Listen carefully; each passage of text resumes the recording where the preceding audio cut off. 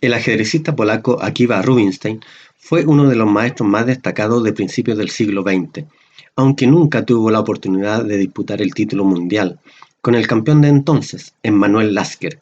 Sin embargo, en 1930 fue el primer tablero del equipo de Polonia, país que logró la medalla de oro. Voy a mostrar la que se considera su mejor partida, del año 1907, frente a su compatriota George Rotlevi.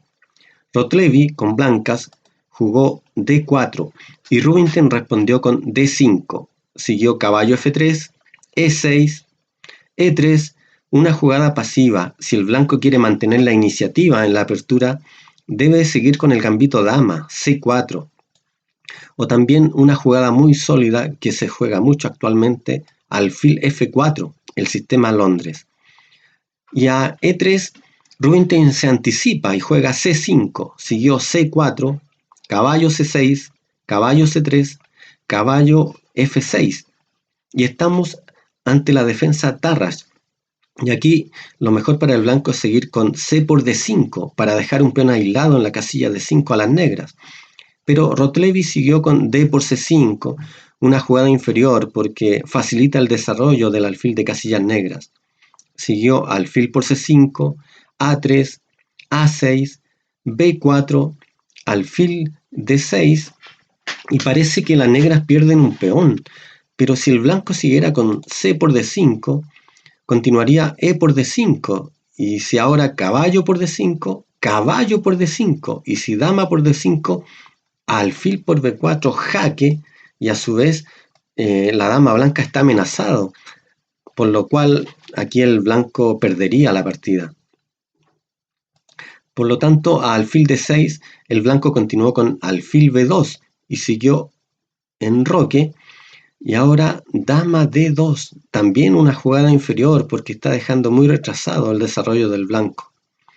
Lo mejor aquí es C por D5, E por D5 y alfil E2 para continuar con enroque y dejar el peón aislado a las negras en D5. Pero el blanco jugó dama D2 y ahora Rubinstein juega dama E7, sacrifica un peón en D5 a cambio de ventaja de desarrollo. Por ejemplo, si el blanco sigue con C por D5, continuaría E por D5, caballo por D5, caballo por D5, dama por D5 y torre D8, que amenaza alfil por B4 jaque capturando la dama. Aquí el negro quedaría en una posición excelente y el blanco está muy retrasado en el desarrollo porque su rey todavía está en la casilla E1 y el alfil no ha salido. Por eso a dama E7 el blanco siguió con alfil D3 y ahora D por C4, alfil por C4 y B5. Siguió alfil D3 y ahora torre D8 que mira por rayos X a la dama blanca. El blanco no quiere ninguna amenaza y juega dama E2 y ahora alfil B7 enroque y parece que la posición es simétrica, pero el negro tiene dos tiempos de ventaja porque su torre del flanco rey ya está ubicada en la columna D y tiene el turno de jugar y continuó caballo E5 para sacar de la defensa al caballo de las blancas. Ahora caballo por E5, alfil por E5 y ya el negro cuenta con una grave amenaza. Por ejemplo, si el blanco continuara torre a C1, seguiría alfil por H2, jaque, rey por H2, dama D6, jaque, y a su vez amenaza el alfil de D3, rey G1 y dama por D3, y el negro gana un peón y además queda en una excelente posición. Y a caballo por E5, alfil por E5, quizá lo mejor para el blanco sea torre F de 1. Podría seguir torre AC8. De todas formas, el negro tiene ventaja en esta posición. Pero alfil por E5 siguió con F4, una jugada inferior porque debilita su enroque. Y ahora alfil C7 y E4, sigue debilitándose el blanco. Tal vez lo mejor sea, en vez de E4, torre A de 1. Pero de todas formas, ahora el negro cuenta con E5 y rompe el centro de las blancas. Bueno, en este momento debemos decir que a la jugada E4 ya el negro tiene una gran ventaja y continuó con torre a C8, movilizando su última pieza. Y esta torre va a ser decisiva en la continuación de la partida. Y ahora siguió E5, alfil B6 jaque, y se ve la poderosa acción que tienen los alfiles negros. En cambio, los alfiles blancos están en una posición más pasiva.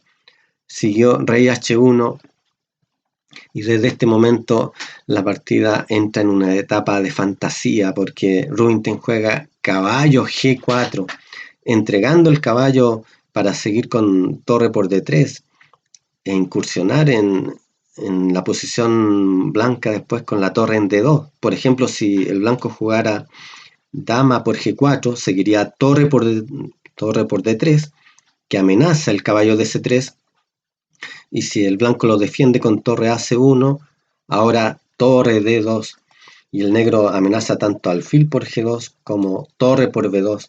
En esta posición el negro ganaría. Por eso a caballo G4 el blanco prefirió seguir con alfil E4, pero ya el negro cuenta con una poderosa maniobra acá que es caballo por H2, y si rey por H2, dama H4 mate, porque la casilla G1 está defendida por el alfil de B6. Este mate se conoce como el mate de Greco. Pero alfil E4 el negro prefirió realizar también la fuerte movida dama H4, que también es ganadora, amenaza directamente un mate en H2. Y por ejemplo, si aquí el blanco quisiera evitarlo con H3, seguiría la poderosa jugada torre por C3, que amenaza torre por H3, mate. Y si por ejemplo alfil por C3, ahora seguiría alfil por E4, y si dama por E4, la fabulosa maniobra dama G3 que amenaza dama H2 mate. Y la única jugada es H por G4, pero dama H4 nuevamente el mate de Greco, con el alfil custodiando la casilla G1. Y si alfil por E4, por ejemplo, el blanco capturara el caballo con dama por G4, seguiría dama por G4, H por G4, y ahora torre D3, que amenaza torre H3, mate, porque el peón de G2 está clavado. Y como decíamos, el alfil custodia la casilla G1.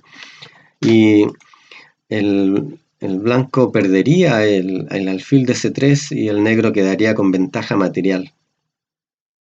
Pero a dama H4, el blanco prefirió jugar G3, que amenaza a la dama de H4 y evita el mate en H2.